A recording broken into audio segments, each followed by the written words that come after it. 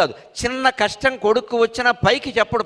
తట్టుకోవాలరా నేను కూడా వాళ్ళు తట్టుకున్నా అంటాడు. పూజామందిరంలోకి వెళ్ళి సంధ్యావందనం చేస్తూ ఏం ప్రార్థన చేస్తాడంటే, నిజాయితీ కలిగిన తండ్రి, ప్రేమించే తండ్రి, నేను తట్టుకుంటాను, ఆ రోగం నాకు ఇచ్చేయి, నా కొడుకును కాపాడని అడుగుతాడమ్మా. ఖచ్చితంగా తండ్రి అంతే.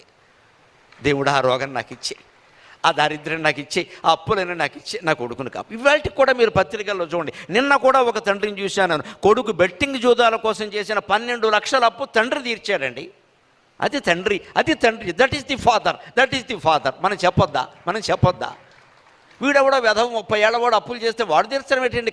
గవర్నమెంట్ ఉద్యోగం చేసుకుని రిటైర్ అయ్యి ప్రశాంతంగా ఉండకుండా వాడి పెన్షన్లన్నీ తీసేసి వాడి లాభాలన్నీ తీసి తీర్చాడు.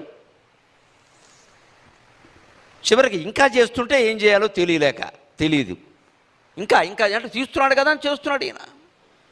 అంత అప్పు ఏమిటి? ఏకంగా కొడుకు చేసిన 30 లక్షల అప్పు తండ్రి తీర్చడమా? ఏం కర్మ ఇది?